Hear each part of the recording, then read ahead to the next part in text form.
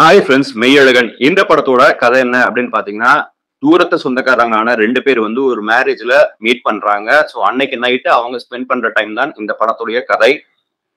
ஒரு நாள் நைட்டு கதை அப்படிங்கிறதுனால பரபரப்பாவும் விறுவிறுப்பாவும் இருக்கும்னு நினைக்காதீங்க. இந்த படம் வந்து more of conversation and emotional டிராமாவை தான் ப்ளே பண்ணி கொடுத்திருக்காங்க. அரவிந்த் சாமி இப்படி ஒரு பெர்ஃபார்மர் அப்படிங்கிறது இந்த படத்துல நமக்கு வந்து வெளிச்சமாக தெரியுது. ஏன்னா பல விதமான ஒரு எமோஷன்ஸை வந்து அவர் எமோட் பண்ணிருக்கிற விதம் உண்மையாவே நல்லா இருந்துச்சு. அது போக கார்த்தி பாத்தீங்கன்னா, அவர் வந்து ஒரு ஊர்ல இருக்கிற ஒரு வெல்தித்தனமான ஒரு இன்னசென்டான ஒரு அன்பு கொடுக்கிற ஒரு ஆளா அந்த பாடி லாங்குவேஜ் வந்து ரொம்பவும் ஈஸியாவே கொண்டு வந்து கொடுத்திருக்காரு ஸ்கிரீன்ல. ஸ்ரீதிவ்யா, தேவதர்ஷினி இவங்களுக்கு கொடுத்த பாட்டை வந்து அவங்க நல்லாவே பண்ணியிருக்காங்க. ராஜ்கிரண், ஜெயபிரகாஷ் இவங்க வந்துட்டு போற காட்சிகள் வந்து நிறைவு. கொஞ்ச நேரம் மட்டுமே வந்தாலும் கருணாகரனும் இளவரசும் கவனம் இருக்கிறாங்க. கோவிந்த் வசந்தா வந்து ஆல்ரெடி எமோஷனா இருக்கிற சீன்ஸை இன்னும் கொஞ்சம் எலிவேட் பண்ணி நம்ம கண்ணில் கண்டிப்பா கண்ணீரை வர வச்சிடறாரு.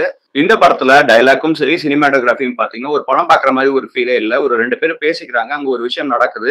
இதை நம்ம கண்ணால கேப்சர் பண்ணா எப்படி இருக்குமோ அந்த மாதிரி தான் சினிமாட்டோகிராஃபியும், பேசுறதை கேட்கறதுக்கு எப்படி இருக்குமோ அந்த மாதிரி தான் டைலாக்ஸுமே இருந்துச்சு. உங்களுக்கு மோர் ஆஃப் கான்வர்சேஷன் படம் வந்து பிடிக்கும் அப்படின்னா இந்த படம் உங்களுக்கு ஒரு நல்ல சாய்ஸாவே இருக்கும். கண்டிப்பா ஒரு ரொம்ப நாளைக்கு அப்புறம் ஒரு நல்ல ஒரு ஃபீல் குட் டிராமா பார்த்த ஒரு எஃபெக்ட் இருக்கு இந்த படத்துல. இந்த படத்தோட டியூரேஷன் 3 ஹவர்ஸ்க்கு கிட்ட நெருங்கி வருது. ஸோ அதுக்கு தகுந்த மாதிரி பிளான் பண்ணிட்டு இந்த படத்தை தியேட்டர்ல பாருங்க.